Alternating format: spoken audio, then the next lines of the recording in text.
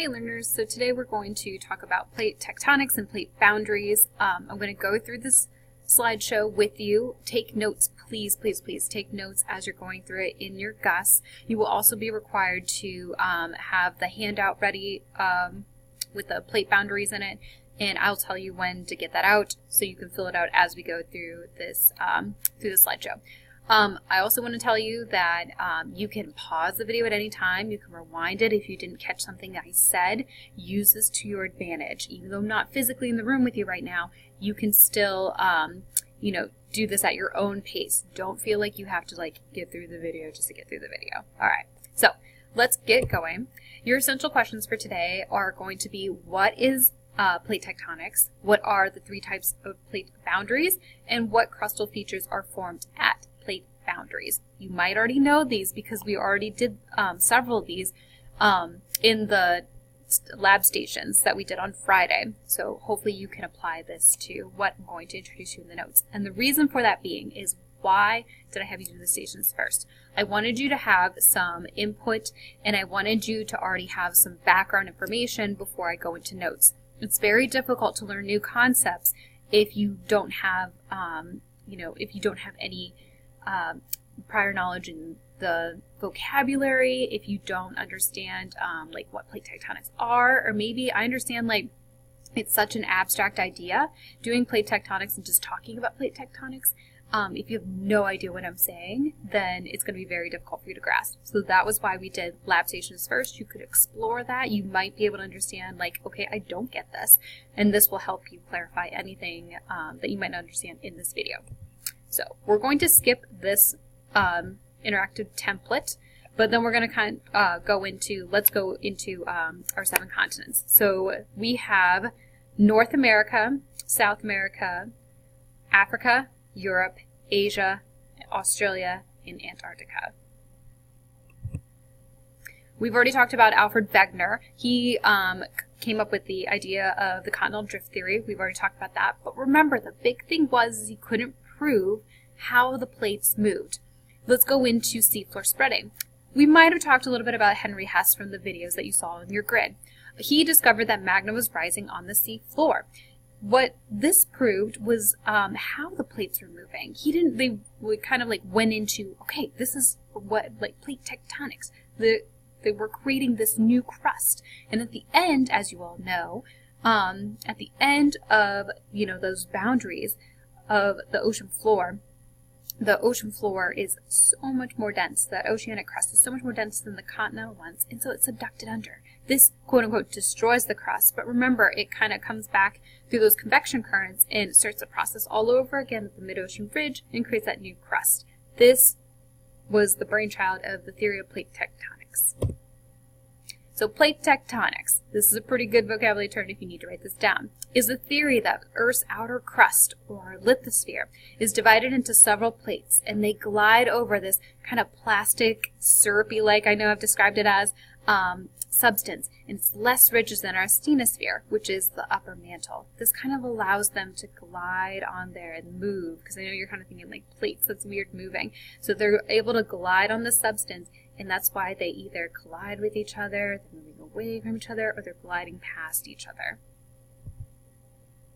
Now, we did go a little bit more into what is underneath the Earth. What are the layers of the Earth? So we have our inner core, our outer core, and our mantle. Remember, our mantle is also known as the asthenosphere, and the mantle is where our convection currents are happening. Remember, the outer core and the inner core are very, very, very hot. So all of this kind of magma underneath in the mantle, the closer it is to that core, the hotter it is. If something's warm, it's hot, it's going to become less dense, it's going to rise, and as it approaches our lithosphere, or crust, it's a lot cooler up here. That magma becomes more dense, and then it sinks back down and continues that process all over again. This is what powers our plate tectonics. So what is the engine that moves the plates? Well, as we talked about, it's our convection currents. This transfers energy in the mantle, and it causes hotter magma in the mantle to rise and the cooler magma in the mantle to sink. All right, so here is Australia over here. Let's talk about continental crust. Now, I know we said this, but layer of rock which forms the continents. This is what our continental crust is. It forms shallow seabeds close to the shore. This is what we call our continental shelf. It floats on top of the mantle, and it's much older than oceanic crust. Remember, where does our newer crust come from? Remember, it's the mid-ocean ridge. That's where all that magma is coming up and creating new crust. It's mostly formed of granite rock.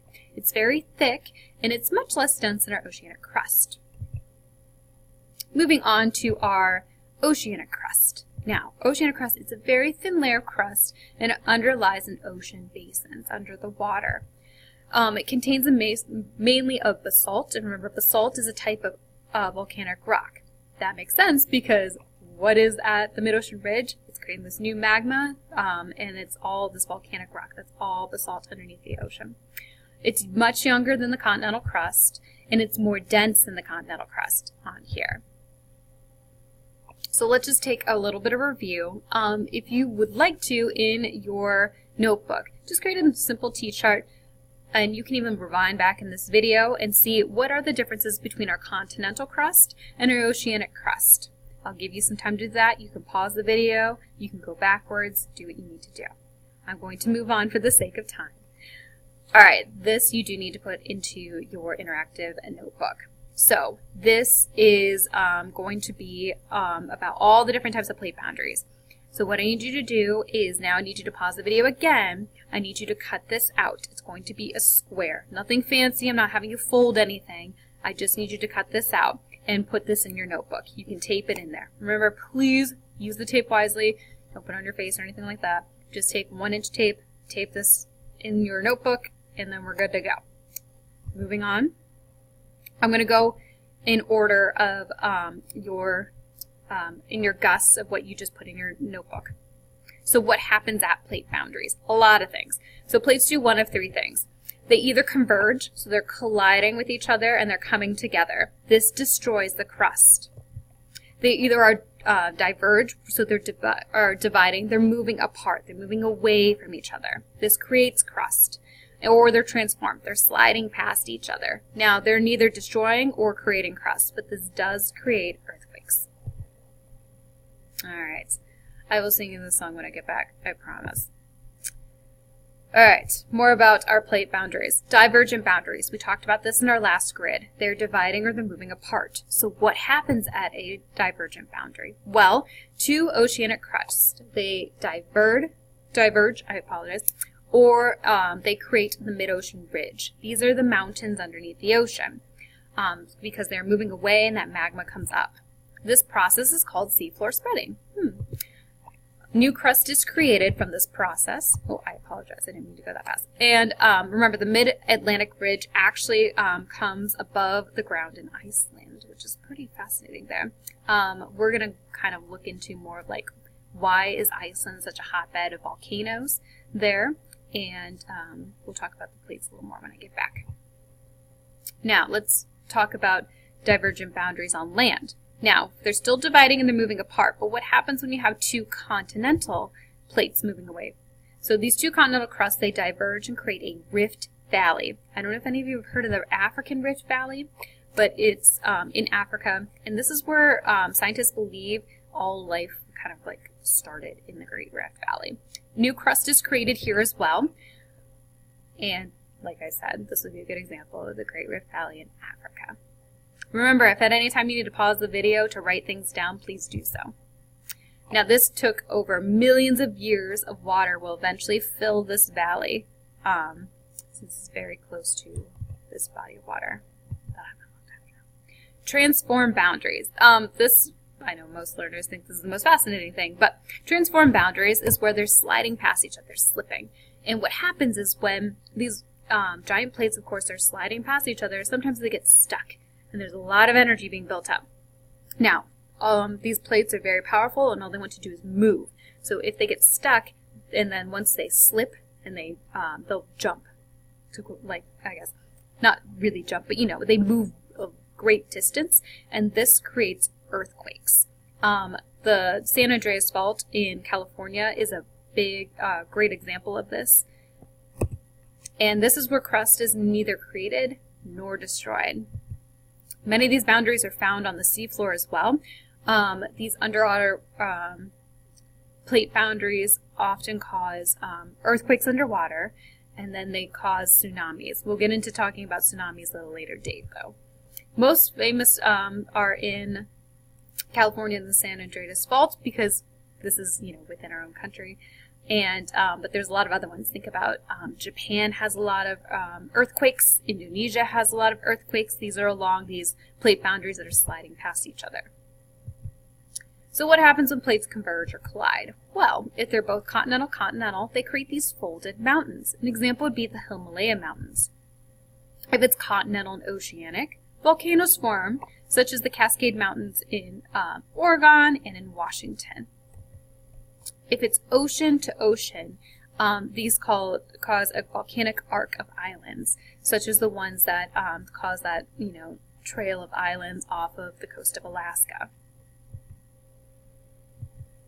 Converging boundaries with these two continental ones, they collide and they push against each other. That's why they're and both of them have the same density. So when they push on each other, no one's like winning or losing. They're both pushing up. And as they push up, they create these mountains.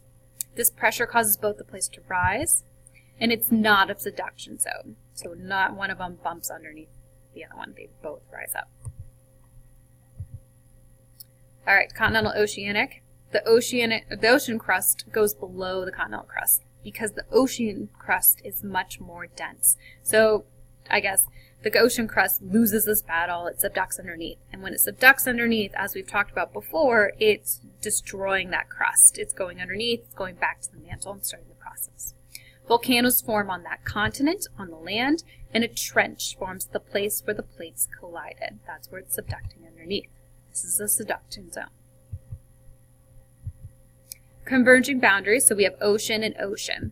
Now, they are both very dense, but they're the same density. Two ocean plates collide and push against each other. The older crust goes below the other one and creates a volcanic arch of islands, just like what I said off the coast of Alaska down here. This is also called a subduction zone. All right, so as I went through some of these different types of plate boundaries on here, this is an example of what your plate boundaries could have looked like.